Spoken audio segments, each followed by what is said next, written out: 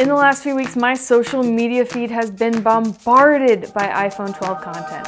So right away, in complete protest of the new tech, I decided to downgrade. I tried using this 8-year-old iPhone in 2020 for 2 weeks, and this is what happened. It hadn't been turned on since 2015. My thumbs hurt.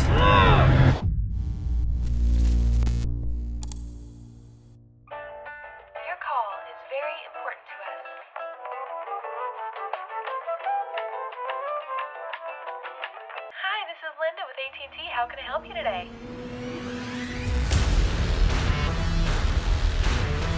Finally, after days of trying to get this phone unlocked, we are in business. A major goal of this challenge is to see how much I can lower my screen time, so make sure to stick around till the end where I share some wild results.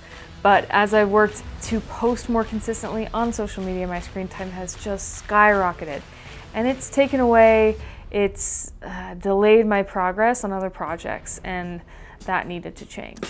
I've seen a few videos in the past about switching to flip phones, but there are definitely a few tools that I absolutely non-negotiable want access to. That includes Google Maps. I live in LA, and when I'm driving around, I have absolutely no idea where I am. Yes, of course, MapQuest is still a thing that exists. At least I think it does. I haven't checked.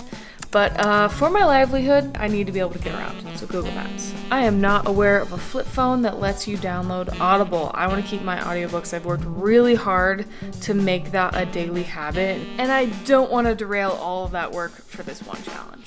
And lastly, I wanted to be able to use and post on social media. It's just realistic for what I do, both for my personal brand, but also for my clients. I have to be able to have access to that on the go. But I do think this phone is going to be much less desirable to get stuck in that scroll. So I'm excited to see the results. And it's time to lock this phone up.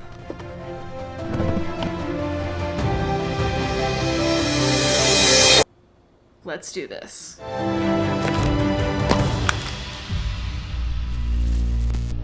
When I turned this phone on, it hadn't been turned on since 2015, and it had the original Instagram icon, which was super rad. Funny because we were just allowed now to use that icon on our new phones, but this is the original. There's something nostalgic about that. It's kind of wild how much these apps have progressed and changed over the last few years. 2015 doesn't seem like it's that long ago, but man, things were so much simpler then. I spent way too much time messing around with the phone when I got it turned on. Fairly counterproductive, since the whole goal of the experiment is to see if I can lower my screen time.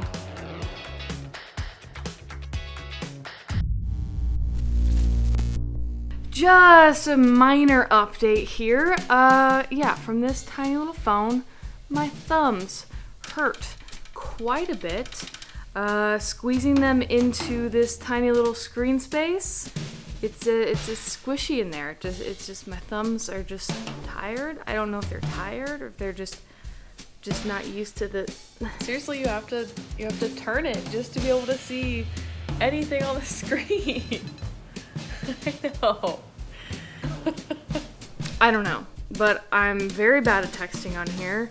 It's so many typos, but that, my friend, is far less important than how much my thumbs hurt. I hope they adjust. Yeah, I hope it's more of a fatigue issue, more of a getting them in shape, getting them back in tiny screen shape. I'm hoping. The first few days seemed like a fun vacation from the regular world, like a summer away at Camp Hope. All fun and games until Tony Perkis shows up, or just the phone problems. Attention campers, lunch has been canceled today due to lack of hustle.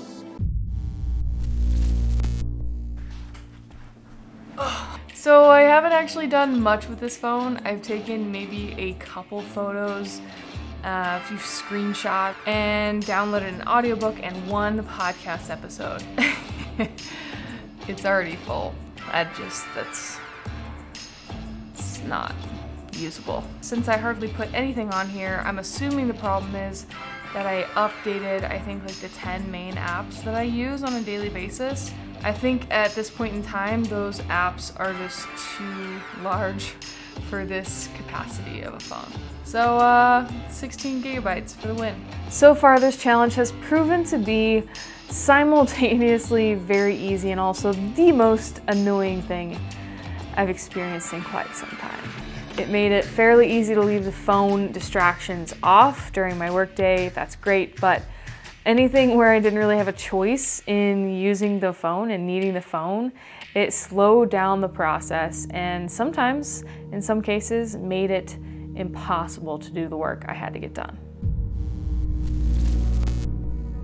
It is shoot day and I am running definitely late. I'd say maybe the number one reason is because I had to prep some things that I don't normally have to prep. Several of the apps that I normally use for my shoots are not downloaded on this phone and I realized it at the last second, so I had to do some last minute screenshotting and preparing for the shoot, which I'm just glad I remembered because otherwise it would have been awkward. And fingers crossed, traffic just isn't too bad.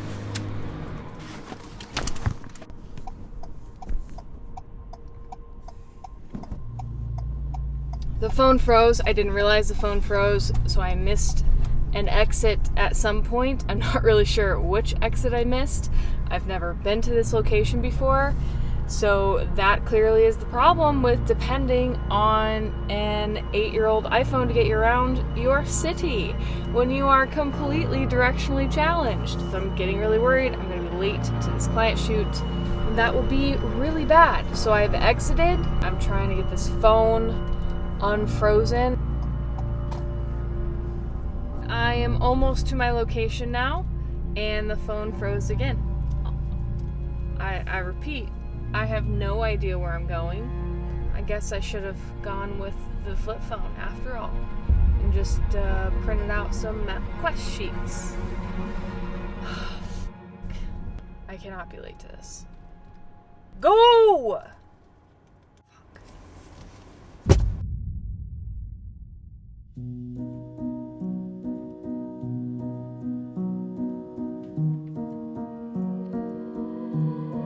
My client was also running a bit late, so got lucky on that one.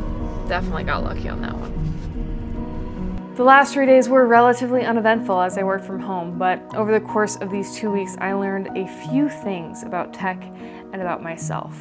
Make sure you stick around because the last one is, well, it's the whole point of the video, and it's kind of a hot take. Since this was my mom's phone, I was looking at some of the photos she still had on here, and there were some from my college graduation in 2014 still on this device. And I'm torn because this era gave pretty much everyone access to a camera in their pocket for the first time, but people also stopped carrying their nicer, more high-quality point-and-shoot cameras, which leaves us with these fairly grainy, mostly disappointing images from this time period. So it's kind of bittersweet. I'm very happy to now stick with my iPhone 8 Plus that has a much improved camera over this thing. Now, the main purpose of this challenge was to see if I could lower my screen time. The answer is a resounding yes. My screen time had a shocking drop from my average 3 hours and 25 minutes per day down to 38 minutes per day, and from 86 pickups per day to only 29 times picking this thing up. That is freaking wild. Now, do I recommend downgrading your phone? If you can get a refurbished old phone for $50, and if $50 is not a lot of money to you, I would totally recommend doing this challenge for 30, 60, or even 90 days. Would I recommend it with a phone that was used for 4 years and then abandoned because it wasn't totally working, operating properly anymore? Maybe not. But having a smaller, crappier, lower resolution screen definitely limits your scrolling. It was way easier to just leave this thing laying around specifically away from my desk while I was working. I wasn't drawn to it, I wasn't addicted to it. Probably because it annoyed me. This is the first time in years my phone didn't feel like an extension of me, and that feels so good. So do you need the new iPhone 12? Do you need the upgrade, the latest and the greatest? No. At one point, this was the latest and greatest, and we were blown away by what this device could do. And it can still do all of those same things. So don't get sucked into the mindset that old tech is useless. Access to any technology is empowering, and it's a privilege to have. Now, how can I make my current iPhone 8 less addictive, and how can you make your current phone less addictive? If you have any ideas, let me know in the comments or send me a DM on Instagram. Let's figure this out, because I'm looking for a solution. And if you made it this far, you liked it, so like it. And consider subscribing. It really helps to tell YouTube these videos are worth watching. And if you enjoyed this one, I've put together a playlist of other ones like it. I'll see you in the next one.